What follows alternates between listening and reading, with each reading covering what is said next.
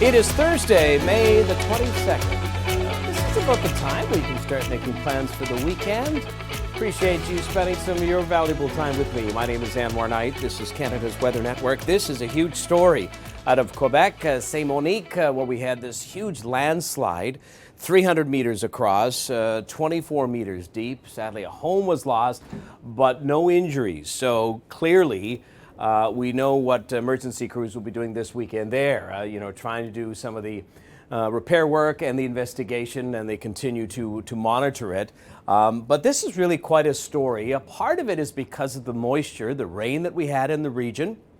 And not that, there was commanding amounts, 50 millimeters, some areas locally a little more, but it was continuous, several days of rain. Happy to report, although there is more rain in the province of Quebec, it'll be south of where that landslide occurred. But you can see from southern Ontario, some areas still getting 30 to 40 additional millimeters, 10 to 20 in Quebec, before this system starts to ramp up and move out. In fact, that energy is going to be transferred into a new coastal low, and that becomes the big story now. It's a nor'easter, which is pretty rare, certainly for the end of May. It's going to move northward and impact Atlantic Canada. Also tracking this trough line that's going to generate some additional thunderstorms across Alberta. This system for you out west hitting central northern areas of BC with some rain. Down to the south, it'll be dry. But let's take a look at Atlantic Canada. This system starts to lift into the wee hours of Friday morning.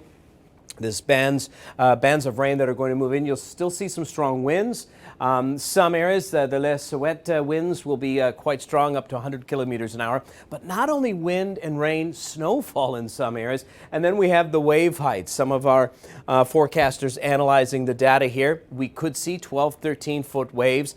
So this is all a part of this story that will unravel as we get into the wee hours of Friday morning and into your weekend, all right? Now, let's take a look elsewhere across the country. First, we give your snapshot. 4 degrees in St. John's, 14 degrees in Moncton, just 9 degrees in Toronto with periods of rain. That'll continue. Brighter skies for the northwest. Separating ourselves from that system, although you may recall from yesterday, this trough was connected to that initial low pressure system. We'll still see some active weather, some thunderstorms, non-severe in nature, but still some hail, localized heavy rain, and maybe some strong wind gusts.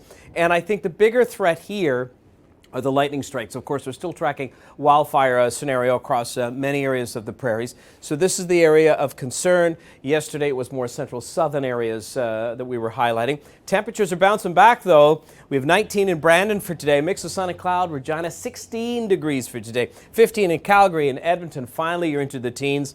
16 and 17 degrees in Vancouver and Victoria. Lots of sunshine. I know technically you should be up to 18 degrees, but this is some of the warmest air in the entire country. In fact, this will be sort of indicative over the next few days across the region. We have 20 degrees in Kamloops, 21 in Osoyoos. That'll be above seasonal. And the hot spot yesterday was in Lytton, BC, 23 degrees, which is 3 above the norm. So that warm air is going to stay there, and then we're slowly seeing a bounce back right across the entire country. Quick snapshot now here of your forecast, and we'll have more details coming up on Canada's Weather Network.